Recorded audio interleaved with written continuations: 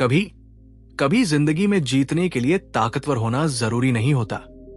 कभी कभी सही वक्त पर सही तरह से दिखना और सही वक्त पर गायब हो जाना इस दुनिया का सबसे बड़ा पावर मूव बन जाता है। 48 लॉज ऑफ पावर का ये तीसरा हिस्सा, लॉज 21 से 30, तुम्हें ऐसे सटल, इनविजिबल और डेंजरस साइकोलॉजिकल रूल्स सिखाएगा जो सामने से दिखाई नहीं देते लेकिन मन पर गहरी पकड़ बनाकर रखते हैं। यहां पावर लाउड नहीं होती, ये सॉफ्टली चलती है। यहां जीत जोर से नहीं मिलती, ये दिलों और दिमागों को पढ़कर मिलती है। इस भाग में तुम सीखोगे कि क्यों कभी कभी खुद को थोड़ा कम समझदार दिखाना तुम्हारी सबसे बड़ी ताकत बन सकता है। क्यों सरेंडर हर बार हार नहीं होती बल्कि एक कैलकुलेटेड पॉज होती है। क्यों इंटेंसिटी हमेशा क्वांटिटी से बड़ी होती है और क्यों सही टाइमिंग पूरी गेम का आउटकम बदल सकती है। इन चैप्टर्स में पावर किसी ऑफिस, किसी ग्रुप या किसी सिस्टम तक सीमित नहीं। ये पावर तुम्हारी सोच को शार्पन करेगी, तुम्हारे डिसीजंस को प्रेसाइज बनाएगी और तुम्हें वो आर्ट सिखाएगी जिसे बहुत कम लोग समझ पाते हैं। How to move without being seen और कैसे जीतना है बिना लड़े। अगर आपने पार्ट 1 और पार्ट 2 में महसूस किया कि दुनिया सिर्फ इमोशन से नहीं चलती, स्ट्रैटेजी से चलती है, तो पार्ट 3 आपको दिखाएगा कि स्ट्रैटेजी सिर्फ वेपन नहीं, ये एक इनविजिबल आर्मोर भी है। तैयार हो? अब शुरू करते हैं लॉज 21 to 30, जहां पावर बोलती नहीं, पलट कर खेलती है। Chapter 21, play a sucker to catch a sucker, seem dumber than your mark. ताकत का ये नियम बहुत खतरनाक भी है और बेहद प्रभावी भी। ये कहता है कई बार जीतने के लिए तुम्हें थोड़ा कमजोर, थोड़ा मासूम, थोड़ा कम समझदार दिखना पड़ता है। सुनने में गलत लगता है, लेकिन यही वो चाल है जिसने इतिहास में कई साधारण लोगों को असाधारण शक्ति दी। क्योंकि दुनिया का सबसे बड़ा ईगो यह है कि हर इंसान खुद को खास और समझदार समझता है। इंसल्ट किसी को सबसे ज्यादा तब लगता है जब उसे लगे कि सामने वाला उससे ज्यादा तेज दिमाग रखता है। यही वजह है कि अगर तुम बहुत तेज, बहुत शार्प, बहुत अवेयर दिखोगे तो लोग इंस्टेंटली डिफेंसिव हो जाते हैं। वे गार्ड उठा लेते हैं, वो तुम्हें रोकने की प्लानिंग शुरू कर देते हैं। वे तुम्हें बराबरी का नहीं, खतरे का दर्जा देते हैं। लेकिन जब तुम थोड़ा नाइव, थोड़ा इनोसेंट, थोड़ा कंफ्यूज दिखते हो, लोग सोच लेते हैं ये तो मेरे लेवल का नहीं, ये हार्मलेस है, और उसी समय तुम उनके दिमाग के सारे दरवाजे खोल देते हो। क्योंकि अब वे आराम से तुम्हारे सामने एवरीथिंग रिवील कर देते हैं। ये स्ट्रैटेजी साइकोलॉजी पर टिकी है। जिस इंसान को लगे कि वो तुम्हारे मुकाबले ज्यादा इंटेलिजेंट है, वो सबसे पहले अपनी चालें रिवील करेगा और वही इंफॉर्मेशन तुम्हारा असली वेपन बन जाती है। सोचो, कई बार मीटिंग्स में, कई बार रिश्तों में, कई बार बिजनेस डील्स में सामने वाला बातों बातों में अपना पूरा प्लान खोल देता है, सिर्फ इसलिए क्योंकि उसे लगता है कि तुम्हें समझ नहीं आएगा। लेकिन असली खिलाड़ी वही है जो अंदर से सब समझ रहा हो पर बाहर से कुछ भी न दिखाए। इंसान की नेचर है, वो कभी ऐसे व्यक्ति को दुश्मन नहीं मानता जिन्हें वह अपने से नीचे समझता है, और कभी ऐसे व्यक्ति से डरता नहीं जो अपने आप को उससे छोटा दिखाए। इसलिए पावर की चालें हमेशा ऊपर से नहीं, बहुत बार नीचे से खेली जाती है। नेपोलियन हो, रास्पुतिन हो या चाइनीज कोर्ट के पुराने एडवाइजर्स, हर बड़े स्ट्रैटेजिस्ट ने किसी न किसी मोड़ पर यह रूल इस्तेमाल किया। उन्होंने खुद को हार्मलेस दिखाया, सेल्फ डाउटिंग दिखाया, थोड़ा अनजान दिखाया, और जब लोग पूरी तरह विश्वास में आ गए तभी उन्होंने अपना असली मूव खेला। ये रूल तुम्हें ये नहीं सिखाता कि तुम हमेशा कमजोर दिखो। ये रूल कहता है चाहे ने भी इंटेलिजेंट बन जाओ, सबको मत दिखाओ, क्योंकि जो अपने असली कार्ड्स दिखा देता है वही सबसे पहले खेल से बाहर हो जाता है। और याद रखना, किसी का ईगो जितना बड़ा होगा उसे जीतना उतना आसान होगा। बस उसे ये फील करवाओ क्योंकि वो तुमसे बड़ा है, वो तुमसे बेहतर है, वो तुम्हारा मेंटोर है और वो खुद ही तुम्हें अपनी कमजोरियां बताने लगेगा। यानी कि तुम उसकी कमजोरी नहीं ढूंढोगे, वो खुद तुम्हें दे देगा। अब तुम बताओ, क्या तुम्हारी लाइफ में कभी ऐसा हुआ है कि तुमने समझदारी छिपाई और सिचुएशन तुम्हारे फेवर में मुड़ गई? कमेंट में लिखो। ये एग्जाम्पल कई लोगों को समझ देगा कि पावर हर जगह दिखाने की चीज नहीं, छुपाने की भी कला है।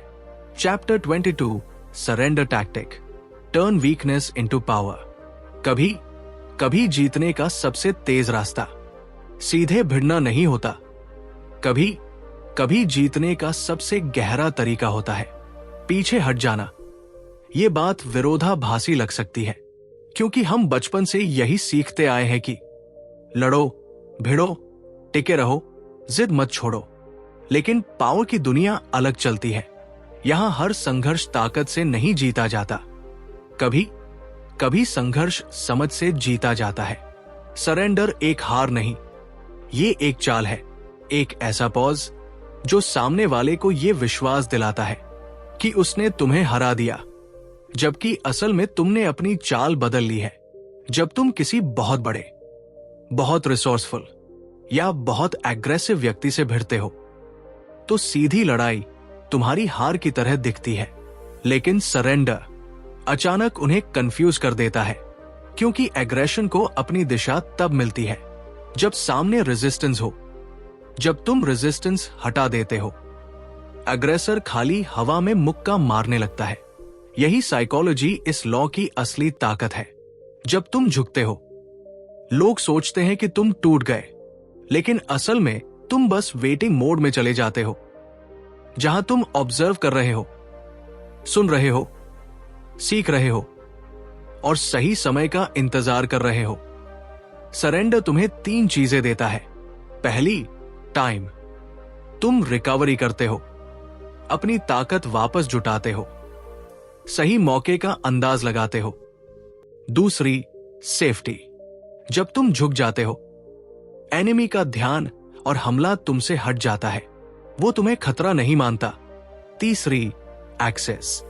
सबसे डेंजरस बात, तुम एनिमी के बिल्कुल पास पहुंच जाते हो, इतना पास कि असली समय आने पर तुम्हें स्ट्राइक करने में 1 सेकंड भी नहीं लगता।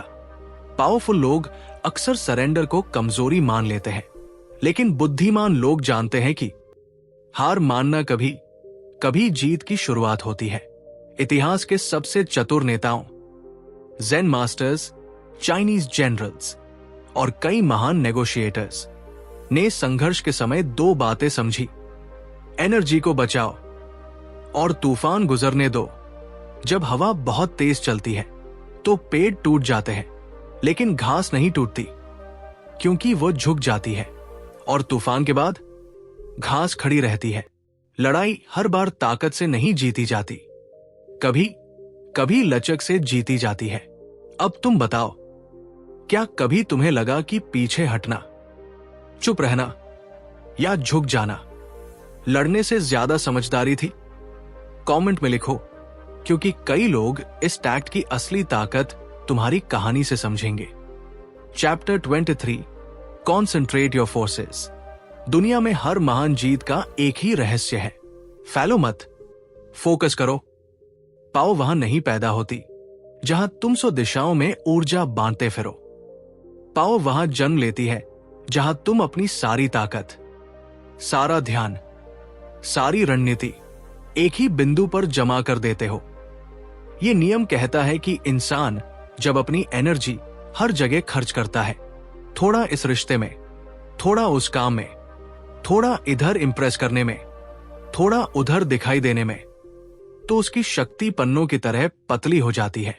वो बहुत कुछ करता दिखाई देता है, पर हासिल कुछ भी नहीं करता। इतिहास में जितनी भी ताकतें उठीं, वो इसलिए उठीं क्योंकि किसी ने एक जगह पूरी इंटेंसिटी लगाई। एक डायरेक्शन, एक मिशन, एक युद्ध, एक विजन, और फिर उस पर लेजर की तरह फोकस। ग्रीन यहां बताते हैं कि एक्सटेंसिटी डिफीट्स इंटेंसिटी। ये भ्रम है, असल खेल उल्टा है। इंटेंसिटी हमेशा एक्सटेंसिटी को हरा देती है। सोचो, सूरज रोज निकलता है, लेकिन एक कागज को नहीं जलाता। लेकिन वही सूरज अगर एक मैग्नीफाइंग ग्लास से एक बिंदु पर कंसंट्रेट कर दिया जाए तो कागज जल उठता है। जलाने की शक्ति सूरज में नहीं, उसकी कंसंट्रेशन में है। जीवन भी ऐसा ही है। तुम्हारे अंदर हजारों आइडियाज हो सकते हैं, लेकिन दुनिया तुम्हें उसी काम से पहचानती है जिसमें तुमने अपनी पूरी इंटेंसिटी लगा दी। हर सफल जनरल, हर महान लेखक, हर सन की इन्वेंटर, हर डोमिनेटिंग बिजनेसमैन, उनका एक पैटर्न है। वे अपनी सारी ताकत वही लगाते हैं जहां सबसे बड़ा पे ऑफ मिलता है। ये लॉ तुम्हें 2 बातें सिखाता है। पहली, अपनी ताकत को जमा करो, मत बांटो। अगर तुम आज 10 चीजों के पीछे भाग रहे हो तो तुमने खुद को ही वीकन कर दिया है। एक चीज पर लगाओ और उसे तब तक घसीटो जब तक वो तुम्हारे सामने झुक न जाए। दूसरी, अपना सबसे बड़ा रिसोर्स खोजो और उसे पूरी तरह एक्सप्लोर करो। ये रिसोर्स कोई इंसान हो सकता है, कोई जगह, कोई स्किल या कोई रेयर अपॉर्चुनिटी। हर युद्ध में एक फैट काउ होती है जिसे सही तरह से मिल्क करो तो वो तुम्हें सालों तक शक्ति देती रहती है। एक अच्छा मेंटोर, एक सही मार्केट नीश, एक इन्फ्लुएंशियल फ्रेंड, एक इंपॉर्टेंट अलाय, इनमें अपनी ताकत कंसंट्रेट करो। फैलने वाला व्यक्ति थक जाता है, फोकस करने वाला व्यक्ति जीत जाता है। अब तुम सोचो, तुम्हारी लाइफ में वो एक चीज कौन सी है जहां अगर तुम अपनी सारी एनर्जी लगा दो तो तुम्हारा पूरा जीवन बदल सकता है?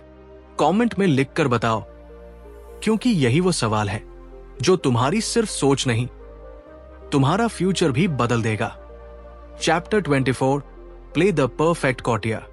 दुनिया में 2 तरह के लोग होते हैं, एक वो जो सीधी ताकत से जीतना चाहते हैं और दूसरे वो जो माहौल को पढ़कर, लोगों की साइकोलॉजी को समझकर धीरे धीरे दिल और दिमाग दोनों पर कब्जा कर लेते हैं। पावर की दुनिया में असली विजेता दूसरा कैटेगरी होता है, द परफेक्ट कॉर्टियर। वो इंसान जो बिना हंगामा किए, बिना लड़ाई किए, बिना किसी को डराए सबको अपने पक्ष में कर लेता है। ये रूल इतिहास के सबसे सटल, सबसे रिफाइंड और सबसे डेंजरस लोगों का ब्लूप्रिंट है। परफेक्ट कॉर्टियर वो होता है जो हर कमरे में अपनी मौजूदगी ऐसे दर्ज कराता है कि लोग खुद उससे इन्फ्लुएंस होने लगे बिना उसे कुछ साबित किए। उसका बिहेवियर एक खास फिनेसी पर चलता है। वो कभी लाउड नहीं होता, कभी डेस्परेट नहीं दिखता, कभी अपनी एम्बिशन मुंह पर नहीं रखता। वो चार्म से खेलता है, ग्रेस से आगे बढ़ता है और टाइमिंग से दिल जीतता है। इस व्यक्ति की सबसे बड़ी स्किल ये होती है कि वो हर इंसान की ईगो को समझता है और उसे वही देता है जिसकी उसे सबसे ज्यादा जरूरत है। रिस्पेक्ट, वैलिडेशन, अटेंशन या एडमिरेशन। पावर की दुनिया में ईगो सबसे बड़ा प्लेग्राउंड है। जो ईगो को पढ़ ले वो इंसान को पढ़ लेता है। परफेक्ट कॉर्टियर जानता है कि सीधा नो दुश्मनी पैदा कर सकता है, सीधा यस कमजोरी दिखा सकता है। इसलिए वो एम्बिग्यूटी में चलता है, सटल्टी में बोलता है और हमेशा अपने वर्ड्स को वेलवेट में लपेटकर प्रस्तुत करता है। उसके लिए हर रिश्ता एक चेस बोर्ड है जहां वो खुद राजा नहीं बनता, लेकिन असल खेल चलाता वही है। वो लॉयल्टी दिखाता है पर पूरी लॉयल्टी देता नहीं। वो फ्रेंडलीनेस दिखाता है पर पूरी प्रॉक्सिमिटी आने नहीं देता। वो ट्रस्ट देता है पर कि हमेशा अपनी जेब में रखता है। और सबसे महत्वपूर्ण, परफेक्ट कॉर्टियर कभी अपनी इंपॉर्टेंस जोर से नहीं बताता। वो दूसरों की नजरों में इंपॉर्टेंस बन जाता है। उसकी प्रेजेंस सूदिंग होती है, उसका बिहेवियर रिफाइंड होता है, उसका डिमीनर ग्रेसफुल होता है और उसका स्पीच हमेशा पॉलिश्ड होता है। ये रूल तुम्हें एक बहुत बड़ा सीक्रेट सिखाता है। इन्फ्लुएंस दिखाने से नहीं आता, इन्फ्यूज करने से आता है। ताकत तुम्हारे चेहरे पर नहीं होनी चाहिए, ताकत तुम्हारी एनर्जी में होनी चाहिए। और यही वो आर्ट है जो तुम्हें किसी भी माहौल में सबसे प्रेफर्ड, सबसे ट्रस्टेड और सबसे कंसल्टेड व्यक्ति बना देती है। अब बताओ, क्या तुमने कभी देखा है कि कुछ लोग कुछ बोले बिना भी रिस्पेक्ट पा लेते हैं? कमेंट में लिखना उन लोगों में तुम्हें कौन सी क्वालिटी सबसे अलग लगी। Chapter 25 recreate yourself. दुनिया आपको वैसे ही देखती है जैसे आप अपने आप को पेश करते हैं। ये एक कड़वी सच्चाई है। लोग आपकी असली गहराई नहीं देखते, वे सिर्फ आपकी इमेज, आपकी वाइब और आपकी प्रेजेंस देखते हैं। और यही कारण है कि पावर का ये कानून इतना क्रांतिकारी है।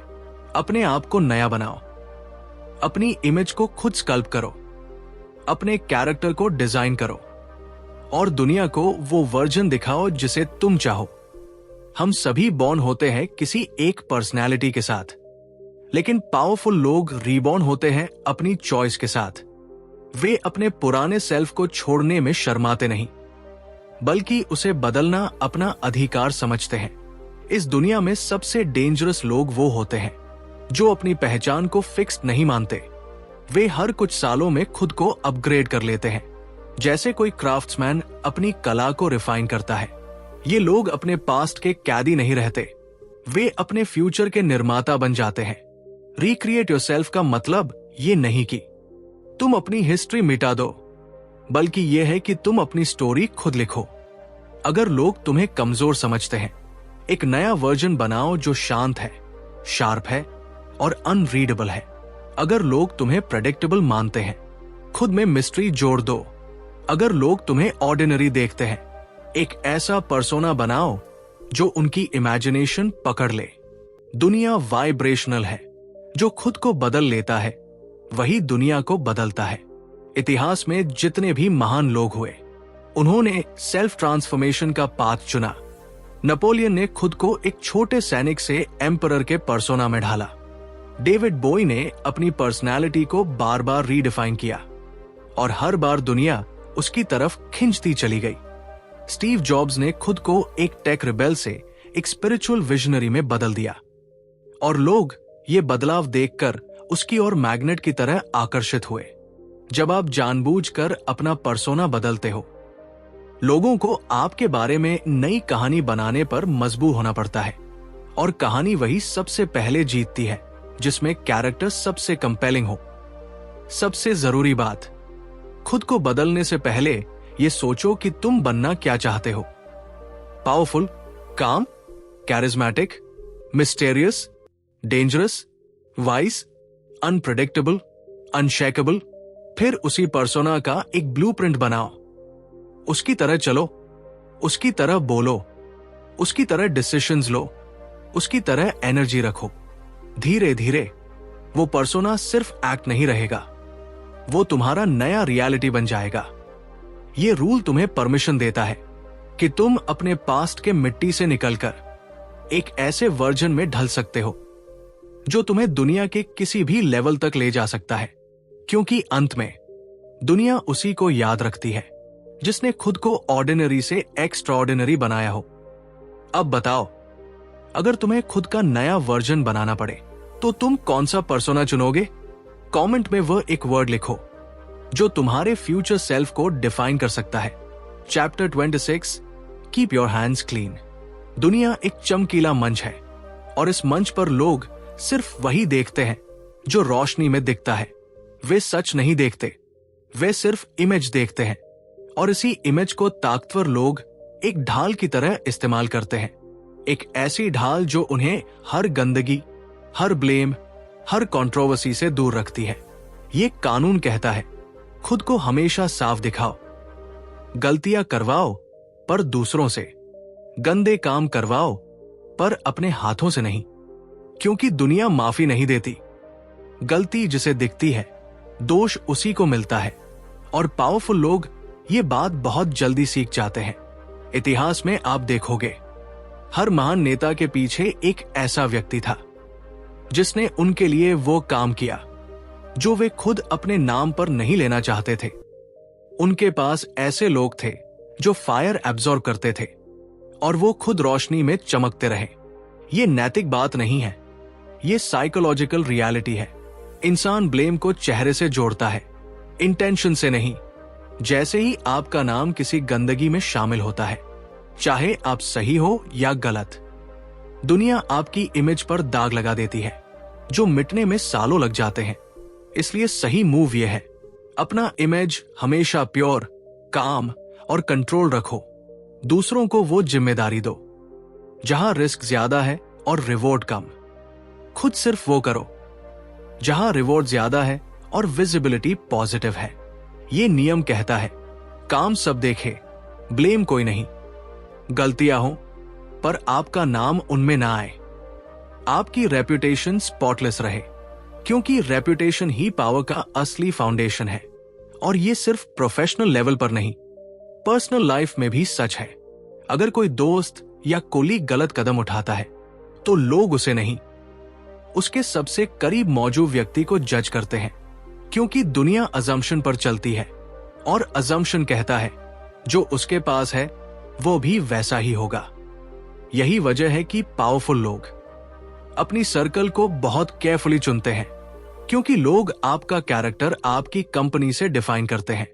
और एक सटल बात, कभी भी किसी को इतना करीब मत आने दो कि उसकी गलती आपकी पहचान बन जाए। अपनी बाउंड्रीज को साफ रखो, अपना नाम हर नेगेटिविटी से दूर रखो, क्योंकि पावर की दुनिया में एक साफ नाम 1000 अचीवमेंट से ज्यादा मूल्यवान होता है। अब बताओ, क्या तुम्हारा मानना है कि रेपुटेशन बचाने के लिए डिस्टेंस जरूरी है? कमेंट में अपनी राय लिखो।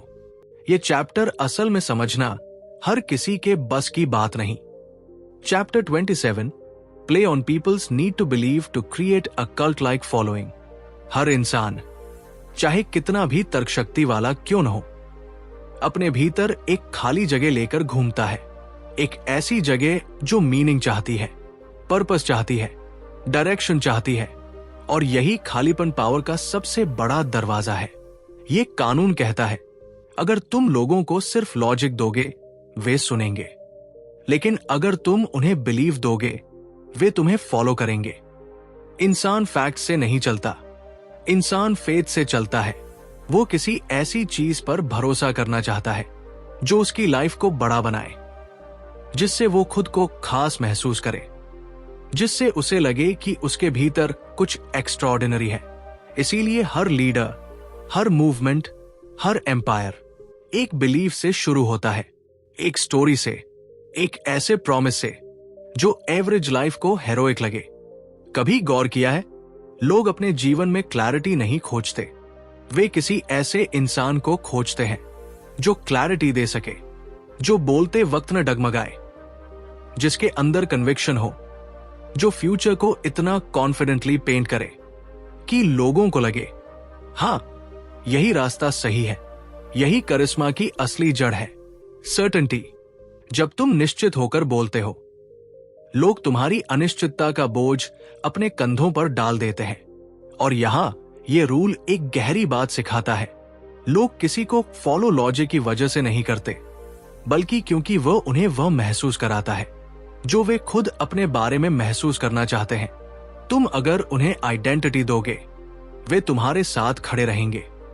तुम अगर उन्हें बिलोंगिंग दोगे, वे तुम्हारे लिए लड़ेंगे। तुम अगर उन्हें पर्पस दोगे, वे तुम्हारे विजन को अपनी जिंदगी बना लेंगे। कल्ट फॉलोअर्स लॉजिक से नहीं जुड़ते, इमोशन से जुड़ते हैं। और पावरफुल लोग इस इमोशन को समझते हैं। वे लोगों में एक कमी खोजते हैं, फिर उसे पूरा करते हैं। वे लोगों के डर खोजते हैं, फिर उन्हें सुरक्षा देते हैं। वे लोगों की कंफ्यूजन खोजते हैं, फिर उन्हें डायरेक्शंस देते हैं। और धीरे धीरे लोग उनके बिना सोच भी नहीं पाते। ये कानून मैनिपुलेशन नहीं है, ये ह्यूमन नेचर का गहरा साइकोलॉजी है। लोग हमेशा किसी बड़े नैरेटिव का हिस्सा बनना चाहते हैं, और जो व्यक्ति उन्हें वो नैरेटिव दे दे, वो उनके दिल और दिमाग दोनों पर राज करता है। और एक बात याद रखना, सिर्फ विश्वास बनाने वाले लोग फॉलो नहीं होते, विश्वास बनाकर चलने वाले लोग फॉलो होते हैं। ताकत वही से आती है। अब बताओ, क्या तुम्हें भी लगता है कि इंसान लॉजिक से ज्यादा कहानी पर यकीन करता है? कमेंट में अपना अनुभव बताओ, क्योंकि ये चैप्टर समझना पावर की साइकोलॉजी का असली दरवाजा खोल देता है। Chapter 28, interaction with boldness. दुनिया में दो तरह के लोग होते हैं, एक वो जो कदम बढ़ाने से पहले 100 बार सोचते हैं, और दूसरे वो जो एक ही कदम से खेल पलट देते हैं।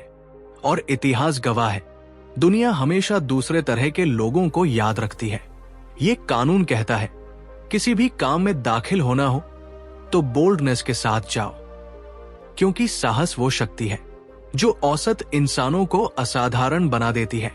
लोग टैलेंट से नहीं डरते, वे बोल्डनेस से डरते हैं। जो व्यक्ति बिना हिचक, बिना डगमगाहट, पूरे कॉन्फिडेंस के साथ अपना कदम बढ़ाता है, लोग उसकी क्षमता पर डाउट नहीं करते, वे उसकी सर्टेनिटी से इन्फ्लुएंस हो जाते हैं। मानव मन की ये कमजोर कड़ी है, हम बोल्डनेस को कॉम्पिटेंस समझ लेते हैं, भले ही वो हमेशा सच न हो। लेकिन परसेप्शन ही पावर है। जो व्यक्ति अनश्योर होता है, हेजिटेंट होता है, वो अपनी कमजोरी एक भी कदम में खोल देता है।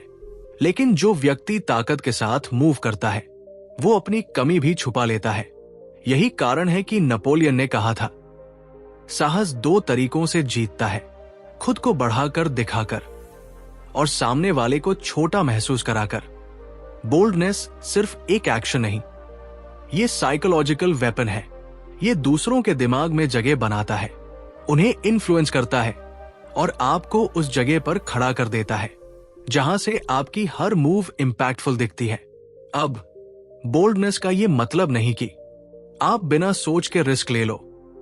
इसका मतलब है, एक बार फैसला ले लिया तो उसे ऐसे निभाओ जैसे उसके असफल होने का कोई ऑप्शन ही नहीं।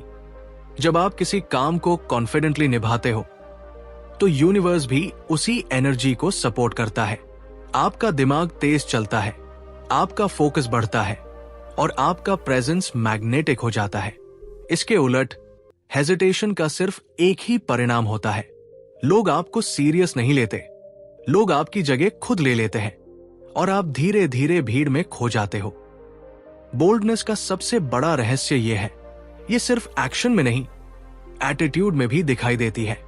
आपका चलना, आपका बोलना, आपका डिसीजन लेना, आपका रिस्क लेना, सब कुछ एक इनविजिबल अथॉरिटी बनाता है। दुनिया वही मानती है जो खुद पर विश्वास रखता है, और बोल्डनेस वही विश्वास है जिसे देखकर लोगों को लगता है ये व्यक्ति जो कर रहा है वो सही कर रहा है। अब बताओ, क्या तुमने कभी बोल्ड कदम उठाया है और लाइफ में अचानक ग्रोथ देखी है? कमेंट में शेयर करो। ये रूल तुम्हारी जिंदगी में कहां फिट बैठता है? Chapter 29, plan all the way to the end. दुनिया की ज्यादातर हार अचानक नहीं होती, वे धीरे धीरे होती है। एक गलत कदम के साथ, एक अनदेखे कॉन्सिक्वेंस के साथ, एक मिसिंग डिटेल के साथ। और ये वही गलती है जो ऑर्डिनरी लोग करते हैं। वे शुरुआत देखते हैं, मौका देखते हैं, इमोशन देखते हैं, लेकिन एंड नहीं देखते। ये कानून कहता है, अगर तुम जीतना चाहते हो तो सिर्फ शुरुआत मत सोचो, अंत तक सोचो, क्योंकि खेल वही जीतता है जो आखिरी चाल पहले ही देख लेता है। जो लोग बिना सोचे कूद जाते हैं वे हवा के रुख पर डिपेंड करते हैं, लेकिन जो लोग एंड तक प्लान करते हैं वे हवा का रुख बदल देते हैं। हर बड़ी लड़ाई, हर बड़ा एम्पायर, हर बड़ा बिजनेस, हर बड़ा रिलेशनशिप, सब एक ही प्रिंसिपल पर चलता है। जो रिजल्ट आखिर में चाहिए, पहले उसी को माइंड में फिक्स करो, तब हर डिसीजन क्लियर हो जाता है, हर खतरा पहले दिख जाता है, हर अपॉर्चुनिटी चमक उठती है। और सबसे बड़ी बात, तुम इमोशनल डिसीजंस नहीं लेते, स्ट्रैटेजिक डिसीजंस लेते हो। यही वजह है कि जूलियस सीजर ने अपने हर कैंपेन में एंड पिक्चर पहले सेट किया, इसलिए दुनिया उसके कदमों की दिशा नहीं, उसके डेस्टिनेशन पर भरोसा करती थी। जब तुम एंड तक प्लान करते हो, अनसर्टेनिटी खत्म हो जाती है। लोग तुम्हें मैच्योर, कंपोज्ड और विजनरी मानते हैं। तुम्हारे कदमों में स्थिरता आ जाती है और सबसे महत्वपूर्ण, पैनिक गायब हो जाता है। पैनिक वही होता है जहां क्लैरिटी नहीं होती। ये रूल तुम्हें क्लैरिटी देता है और क्लैरिटी ही पावर है। जो लोग आधे रास्ते में टूट जाते हैं वो इसलिए नहीं कि वे कमजोर थे, वो इसलिए क्योंकि उन्होंने आधे रास्ते के बाद क्या होना है ये सोचा ही नहीं था। लाइफ का हर बड़ा गेम एक चेस बोर्ड की तरह है। यदि तुम सिर्फ एक चाल आगे देखते हो तो अपोनेंट तुम्हें खा जाएगा। अगर 3 चालें आगे देखते हो तुम खतरा टाल दोगे, लेकिन अगर अंत तक देखते हो तुम जीत पक्की कर दोगे। लोग तुम्हें लकी कहेंगे, वे कहेंगे कि तुम्हें टाइमिंग आती है, वे कहेंगे कि तुम हर स्थिति में ठीक निकल जाते हो। लेकिन सच्चाई सिंपल है, तुमने हर चाल पहले ही देख ली थी। अब बताओ, क्या तुम्हारी लाइफ में कभी ऐसा हुआ कि अगर तुमने एंड पहले सोच लिया होता तो आउटकम बदल सकता था? कमेंट में शेयर करो। यह चैप्टर समझना किसी भी विजनरी के लिए जरूरी है। Chapter 30, make your accomplishments seem effortless. दुनिया को मेहनत की कहानी पसंद नहीं, दुनिया को जादू पसंद है। उसे यह देखना अच्छा लगता है कि किसी ने एक मुश्किल काम इतनी आसानी से कर दिया जैसे वो उसके लिए खेल हो। और इसी वीकनेस पर यह कानून खड़ा है, अपनी सफलता को एफर्टलेस दिखाओ। क्योंकि जब लोग तुम्हें संघर्ष करते नहीं देखते, वे तुम्हें सामान्य इंसान नहीं, एक अलग लीग का व्यक्ति समझते हैं। मानव मन का ये नियम है, जितना काम कठिन उतना उसकी एफर्टलेस एग्जीक्यूशन ज्यादा इंप्रेसिव। लोग स्वेटिंग नहीं देखते, वे स्पार्कल देखते हैं। वे प्रैक्टिस नहीं देखते, वे परफॉर्मेंस देखते हैं। इतिहास के हर महान performer, Michael Jordan, Bruce Lee, Mozart, Picasso, सबकी ग्रेटनेस एक समान आधार पर टिकी है। पीछे अनगिनत घंटों की प्रैक्टिस, पर सामने सिर्फ एफर्टलेस मास्टरी। जब दूसरे लोग स्ट्रगल करते हैं और तुम वही काम स्मूथ तरीके से कर देते हो, वे तुम्हें नॉर्मल कंपटीशन की सूची से निकालकर एक अलग कैटेगरी में रख देते हैं। यही पावर का असली केंद्र है। लोग तुम्हें मैच करने की कोशिश नहीं करते, वे तुम्हें एडमायर करने लगते हैं। अब एक गलती जो ऑर्डिनरी लोग करते हैं, वे अपनी मेहनत दिखाने की कोशिश करते हैं ताकि दुनिया उन्हें अप्रिशिएट करे। लेकिन ऐसा करने से मैजिक टूट जाता है। लोग सोचते हैं, अगर ये इतना स्ट्रगल कर रहा है तो मैं भी कर सकता हूं। लेकिन जब तुम स्मूथ दिखते हो तो लोग सोचते हैं, ये मेरी क्षमता से बाहर है। एफर्टलेसनेस एक इल्यूजन है, लेकिन पावर की दुनिया में इल्यूजन ही रियलिटी बन जाता है। इस रूल का दूसरा पहलू सटल है। तुम्हें अपने असली मेहनत अपने अंदर रखना है, अपने कमरे में, अपने प्राइवेट आवर्स में, जहां कोई न देखे। क्योंकि जितना तुम छुपकर तैयार होते हो उतना ही तुम सामने आकर एक्स्ट्राऑर्डिनरी दिखते हो। और एक बात याद रखना, एफर्टलेस दिखना का मतलब एरोगेंट दिखना नहीं है। ये मतलब है काम, कंट्रोल्ड, पॉलिश्ड प्रेजेंस। वो प्रेजेंस जिसमें लोग स्ट्रगल नहीं, मास्टरी महसूस करें। जब दुनिया को लगता है कि तुम्हारी जीत एफर्टलेस है, वे तुम्हें रोकने की कोशिश बंद कर देते हैं, क्योंकि वे समझते हैं कि तुम्हें हराना आसान नहीं है। जब लोग तुम्हारी कोशिश नहीं देखते तो वे तुम्हारी ऊंचाई नहीं माप पाते, और यही तुम्हें पावर देता है। अब बताओ, क्या तुमने कभी ऐसे इंसान को देखा है जो मुश्किल कामों को इतने ईज से कर देता है कि लगता है वो अलग ही लेवल का है? कमेंट में लिखो, ये कानून तुम अपनी लाइफ में कहां लागू कर सकते हो। Chapter 31, control the options, get others to play with the cards you deal. दुनिया में असली जीत वही पाता है जो खेल को जीतता नहीं बल्कि खेल को डिजाइन करता है। और यही इस कानून का दिल है। दूसरों को हमेशा वही चॉइसेस दो जो तुम्हारे फायदे में हो।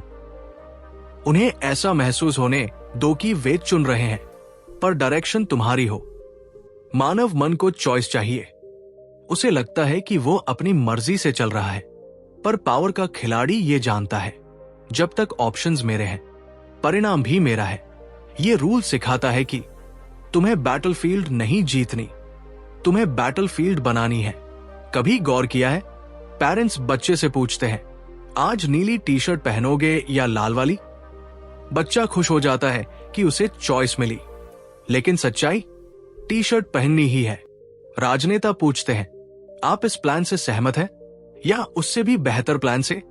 लेकिन असली ट्रूथ, दोनों प्लान्स उनके ही हैं। बिजनेस में ब्रड्स पूछते हैं, 1 ईयर प्लान लोगे या 3 ईयर वाला? लेकिन डिसीजन दोनों में कंपनी ही जीतती है। पावर की दुनिया में यही खेल चलता है। दूसरों को लिमिटेड ऑप्शंस दो।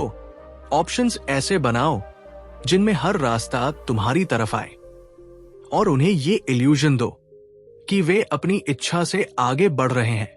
यही वो जगह है जहां पावर सबसे डेंजरस बनती है, जब लोग तुम्हारे हाथों में हों और उन्हें पता भी न चले। अब सोचो, रिश्तों में, बिजनेस में, सोशल लाइफ में कितनी सिचुएशंस होती है जहां आप डायरेक्टली पुश नहीं कर सकते। अगर आप दबाव डालते हो, दूसरा व्यक्ति रेजिस्ट करता है, लेकिन जब आप उसे चॉइसेस देते हो, भले ही वो चॉइस आपकी ही बनाई हो, वो खुद को कंट्रोल में महसूस करता है, और वही साइकोलॉजी उसे आपकी डायरेक्शन में बहा देती है। ये रूल तुम्हें एक गहरी मास्टरी सिखाता है। डायरेक्ट कंट्रोल से स्ट्रांग होता है इनडायरेक्ट कंट्रोल, क्योंकि इनडायरेक्ट कंट्रोल रेजिस्टेंस नहीं जगाता। जैसे पानी को दिशा देने के लिए आप उसे पकड़ते नहीं, आप बस रास्ता बनाते हो, और पानी खुद उसी राह पर बहता चला जाता है। पावर भी वही है। Control options, not people. Influence choices, not force outcomes. Design the frame, not the fight. और हां, ये रूल डेंजरस होता है उन लोगों के लिए जो सोचते हैं कि दुनिया सिर्फ ऑनेस्टी और इमोशन पर चलती है, लेकिन वो लोग हमेशा दूसरों के गेम्स में फंसते हैं, क्योंकि वे ऑप्शंस को मैनिपुलेट करना नहीं जानते। अब बताओ, क्या तुमने कभी किसी को ऐसे ऑप्शंस बनाए हैं जहां आखिर में जीत तुम्हारी ही हुई? कमेंट में लिखो। ये रूल हर स्मार्ट इंसान के पास होना चाहिए। Chapter 32, play to people's fantasies. दुनिया वास्तविकता से नहीं चलती, दुनिया इच्छाओं से चलती है। जो इंसान लोगों की हकीकत को एड्रेस करता है, उसे लोग सुनते तो हैं, लेकिन जो इंसान उनकी फैंटेसीज को टच करता है, उसे लोग फॉलो करते हैं। ये कानून कहता है, लोगों की दुनिया में फैंटेसी सबसे मजबूत करेंसी है। अगर तुम उनकी सपनों को छू सको, उनकी चाहतों को आवाज दे सको, तो तुम उनकी इमेजिनेशन पर कब्जा कर सकते हो। हर इंसान की आउटर लाइफ अलग होती है, लेकिन इनर वर्ल्ड में सभी एक जैसे हैं। हर किसी को एडमिरेशन चाहिए, हर किसी को मिरेकल चाहिए, हर किसी को एस्केप चाहिए, और हर किसी को एक छोटी सी जादुई कहानी चाहिए जिससे उसकी ऑर्डिनरी लाइफ एक्स्ट्राऑर्डिनरी महसूस हो। सच्चाई ये है, लोग सच नहीं चाहते। सच भारी होता है, सच जिम्मेदारी देता है, सच कई बार दर्द देता है। लेकिन फैंटेसी हल्की होती है, उम्मीद देती है, और उन्हें वो वर्जन दिखाती है जिसे वे हकीकत में पा नहीं सकते। इसलिए इतिहास के महान लीडर्स, प्रॉफेट्स, किंग्स, एम्परर्स, रेवोल्यूशनरीज, सबने फैंटेसीज को अपना हथियार बनाया। उन्होंने लोगों को ऐसा फ्यूचर दिखाया जो पॉसिबल भी लग रहा था और मैजिकल भी। वो लोगों के ब्रोकन ड्रीम्स में रंग भरते थे, और लोग उन्हें भगवान जैसी लॉयल्टी दे देते थे। पावर की साइकोलॉजी सिंपल है। लोग रियलिटी से भागते हैं, लेकिन फैंटेसी की तरफ भागते हैं। जो व्यक्ति फैंटेसी क्रिएट कर सकता है, वो भीड़ को अपनी तरफ मैग्नेट की तरह खींच लेता है। और फैंटेसी सिर्फ बड़े पर नहीं होती, छोटे छोटे इंटरैक्शंस में भी काम करती है। रिश्ते में किसी को स्पेशल महसूस कराना, बिजनेस में लोगों को ड्रीम आउटकम दिखाना, बातचीत में होप, पॉसिबिलिटी और चार्म देना, ये सब फैंटेसी के सटल रूप है।